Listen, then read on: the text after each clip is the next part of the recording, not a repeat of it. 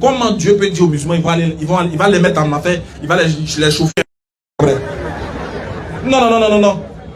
Quand Dieu parle du paradis ou du musulman, il dit direction paradis.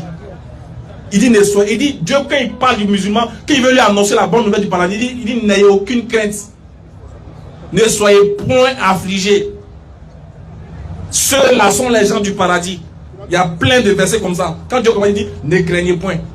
Dieu ne va pas nous mettre dans le feu pour nous enlever. Donc, quand il me met dans le feu, tu me chauffes, tu me dis affligé. Ah, mais j'en veux. Tu veux, tu ne vas pas dire affligé. Quelqu'un va prendre le met dans le feu. Le prophète dit, un homme qui a vécu pendant le bonheur, il vit, il a tout l'argent du monde, tout va bien chez lui. Tu le prends, tu le mets une seconde en enfer, tu le mets sortir. Tu te demandes, tu as vécu combien d'années là-bas? Il va dire, moi, il n'a jamais vécu dans le luxe. Il va dire, il n'a jamais vécu. Il va dire la joie, là, lui, il ne connaît pas. Une seconde seulement. Une seconde seulement. Donc, toi, tu prends, tu mets en enfer, te zougou, te yougou, te ouroukou, et puis on dit, te faire sortir après. C'est pas affliction, c'est affliction, ça fait peur. Ça fait pleurer. Dieu dit, n'aie pas peur. Tu n'as pas passé là-bas. Tu n'es pas gnomi. Ismaël Aka, fils d'un pasteur converti à l'islam, se demande comment Dieu peut dire qu'il va mettre les musulmans en enfer puis les enlever après. Ah oui, en vérité c'est une évidence que certains musulmans ont déjà compris. Allah a bien dit que c'est une punition irrévocable. Aka s'est permis de dire que quand Dieu, pour dire leur Allah, parle du paradis des musulmans, il dit direction paradis. C'est là nous disons que notre ami Ismaël Aka n'a pas eu un vrai enseignement lorsqu'il s'est converti à l'islam. Il a évoqué un hadith du prophète disant que le prophète a dit un homme qui a vécu dans le luxe, si on le prend, puis on le met en enfer une seconde, ensuite on lui demande s'il a vécu dans le luxe une fois, il dira qu'il n'a jamais vécu dans le luxe. Alors qu'il vous souvienne que lorsqu'on a posé la question à Zakir Naik sur les exégètes de référence en islam, après avoir cité Tabari et Ibn Kassir, Zakir Naik a mentionné l'imam Qurtubi comme référence en matière d'exégèse du Coran. La vidéo est passée ici à plusieurs reprises, donc pas besoin de revenir sur ça encore. Maintenant, d'où Ismaël Aka tire cette histoire, puisqu'il n'a donné aucune référence. Et c'est ça, moi, je vous reproche. Lisez souvent les sources islamiques à ceux qui vous écoutent. Au lieu de passer votre temps à lire la Bible ou à parler de la Bible que vous ne maîtrisez pas d'ailleurs. En effet, l'imam Qurtubi est l'un des exégètes qui nous a raconté cette histoire dans ce livre. Le titre c'est l'imam al-Qurtubi, l'enfer, sa description et ses supplices. On lit à la page 38. On fera venir au jour de la résurrection parmi les gens de l'enfer la personne qui a été la plus prospère dans le bas monde et on la trempera une fois en enfer. On lui demandera ensuite, fils d'Adam, as-tu vu une seule fois quelque chose de bien? As-tu passé un seul bon moment? Non, par Allah, ô Seigneur, répondra-t-il. Est-ce que vous avez vu ce livre avec eux? Non.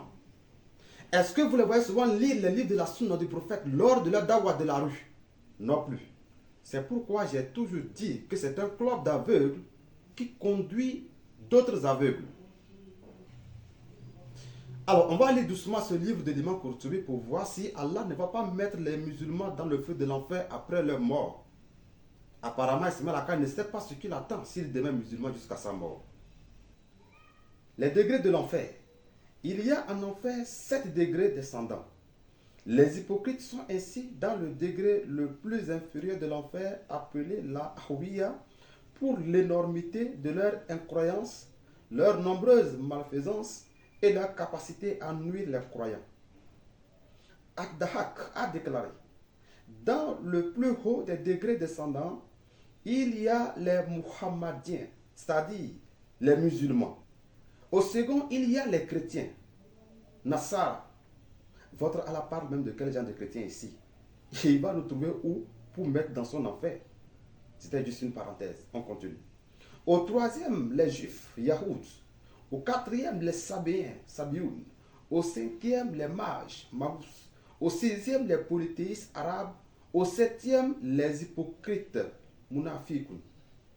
Muad ibn Gabal, compagnon du prophète, mentionnant les mauvais savants, a dit, parmi les savants, il en est qui, lorsqu'ils exhortent, vitupèrent, et lorsqu'on les exhorte, rechignent. Ceux-là seront au premier degré descendant de l'enfer. Le mot vitupérer signifie attaquer par des injures, blâmer, condamner ou critiquer les autres. Alors, chers prédicateurs musulmans, vous qui passez votre temps dans les rues, écoutez-moi attentivement afin de déterminer votre place qu'Allah a préparée pour vous dans le feu de l'enfer. Nous continuons. Parmi eux, il en est qui utilisent leur science au gré de l'utilisation des dirigeants. Ils seront au second degré descendant. D'autres cachent leur science. Ils seront au troisième degré de l'enfer. D'autres choisissent la science et les bons mots pour les notabilités, alors que les simples gens n'ont auprès d'eux aucune place. Ils seront au quatrième degré descendant de l'enfer. Parmi les savants, il en est aussi qui apprennent le langage des juifs et des chrétiens et leur dit, pour les citer souvent, ceux-là seront au cinquième degré descendant. Parmi les savants, il y en a ceux qui apprennent le langage des juifs et des chrétiens et leur dit, pour les citer souvent. Donc tous les prédicateurs musulmans de la rue qui prennent leur temps à fouiller les écrits des juifs et des chrétiens, Allah a préparé une place pour vous déjà dans le feu de l'enfer. Alors suivez-moi attentivement afin de déterminer votre place. Nous continuons. D'autres se désignent comme qualifiés pour émettre des avis juridiques, c'est-à-dire des fatwas, disant aux gens, interrogez-nous. Ils seront inscrits comme outrepassant leurs devoirs et Dieu n'aime pas ceux qui outrepassent leurs obligations. Ceux-là seront au sixième degré descendant de l'enfer. D'autres utilisent leur science comme marque de dignité et d'intelligence. Ceux-là seront au septième degré descendant de l'enfer. De nombreux savants ont mentionné cela. Dans l'enfer, il y a un puits que le prophète a appelé puits de l'affliction. Et vous dit de demander à Allah de vous garder contre ce puits. Allons à sa découverte, toujours dans le livre de l'imam Qurtubi. L'enfer, sa description et ses supplices. D'après Ali Abu Talib, le prophète a dit, demandez à Allah qu'il vous garde du puits de l'affliction. On demanda, Messager de Dieu, qu'est-ce que c'est? Un oued dans la GN contre lequel celle-ci demande protection à Dieu 70 fois par jour. Dieu l'a réservé aux récitants du Coran qui le font par ostentation. Dans la relation d'Abu Huraira, rapportée par Tirmidhi, il y a 100 fois, on demanda, Messager de Dieu, qui y entrera? Les récitants du Coran qui destinent leurs actes au regard élogieux des gens. Ibn Makha l'a aussi rapporté d'après Abu Huraira avec les termes, l'envoyé de Dieu a dit, demandez à Allah qu'il vous garde du puits de l'affliction. On demanda, Messager de Dieu, qu'est-ce que c'est? Un nuée dans la GN contre lequel celle-ci demande protection à Allah 400 fois par jour. On demanda, Messager de Dieu, qui y entrera? Il est réservé aux récitants du Coran qui destinent leurs actes au regard élogieux des gens. Or, parmi les récitants du Coran les plus détestés de Dieu très haut, il y a ceux qui rendent visite aux gouvernants. Al-Muharibi précise les gouvernants iniques. Ce puits est réservé aux récitants du Coran. Qui sont les récitants du Coran? Maintenant, il y a une montagne dans le feu de l'enfer que les musulmans doivent franchir obligatoirement avant d'atteindre le fameux pont Sirat. Ismaël Aka n'a rien compris. Écoutons son inquiétude et puis on revient après. Imaginez un instant. Le prophète Mohammed a reçu le Coran pour les musulmans pour annoncer une bonne nouvelle aux croyants. Et puis imaginez que le Coran dit tous les musulmans ils vont en enfer.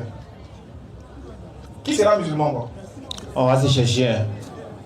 Tiens, moi et pas comme il passe en Yomi, genre on brésil devant, brésil derrière. Non. Imagine que le Coran dit tu vas en enfer. Si le Coran dit que tous les musulmans vont en enfer, il aura quel musulman encore sur la terre? Aka dit toujours qu'il n'est pas nommé pour qu'on le braise dans le feu.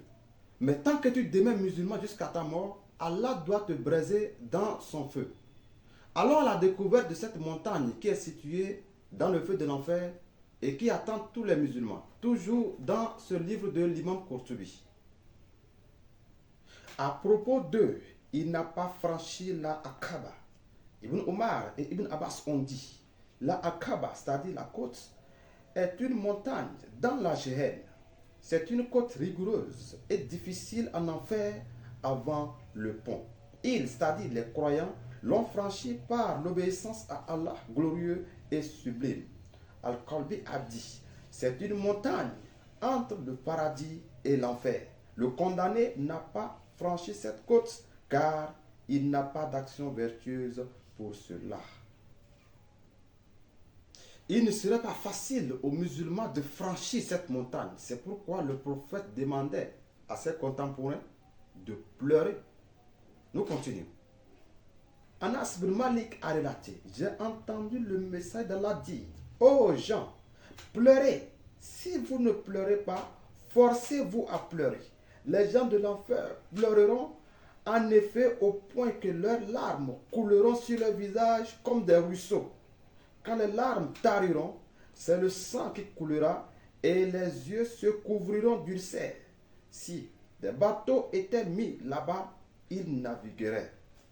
D'après Gabir ibn Abdallah, l'envoyé d'Allah a dit, des gens de ma communauté iront en enfer par leur péché. Ils resteront en enfer autant qu'Allah voudra.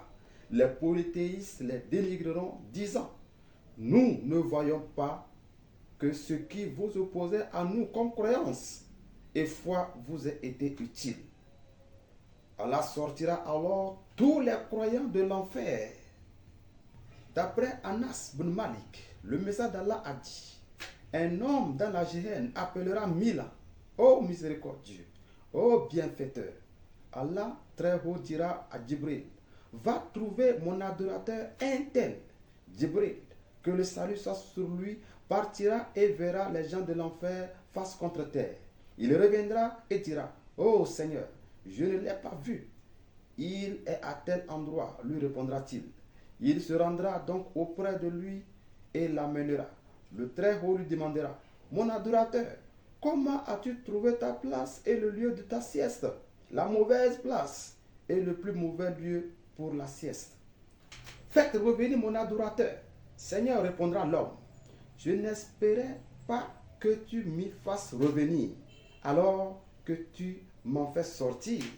Allah très haut dira alors, laissez mon adorateur.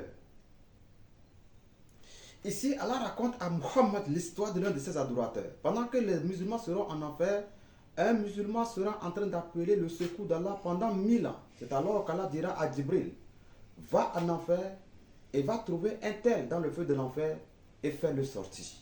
Nous continuons. Ceux qui resteront le plus longtemps en enfer, parmi les musulmans, ils resteront comme l'âge du bas monde, depuis sa création jusqu'à sa fin, à savoir 7000 ans. Les tenants de la cité de Dieu sortiront de l'enfer vers une source entre le paradis, l'enfer et le pont Sirat, appelé rivière de la vie. On les aspergera l'eau et ils pousseront comme poussent les graines du limon des eaux. Si le Coran dit que tous les musulmans vont en enfer, il y aura quel musulman sur la terre? C'est parce que vous ne lisez pas. C'est pourquoi vous ne savez pas qu'avant d'entrer dans le paradis sexuel qu'Allah vous a promis, il va vous brûler d'abord dans le feu de l'enfer. Cela est confirmé aussi dans le Tafsir du Coran chapitre 15, le verset 47. Lisons. Et ils se sentiront frères, faisant face les uns aux autres sur des lits. Leurs cœurs deviendront purs de toute haine qui en sera arraché, comme le prouve ce hadith où l'envoyé de Dieu, qu'Allah le bénisse et le salue, a dit, les croyants seront délivrés de l'enfer et retenus sur un pont dressé entre le paradis et l'enfer. Ils y régleront par la compensation les préjudices et injustices qu'ils auront commis les uns envers les autres. Une fois ces comptes réglés et que les fidèles seront purifiés, on leur donnera l'autorisation d'entrer au paradis. Quand Dieu parle du paradis ou du musulman, il dit direction paradis. Tu mens, tu mens, tu mens. Arrêtez donc de mentir aux musulmans en leur promettant qu'ils iront directement au paradis d'Allah après leur mort. Il n'y a qu'un seul qui donne accès libre au paradis après la mort et qui donne le repos de l'âme. C'est Jésus-Christ. Shalom. Que Dieu vous bénisse.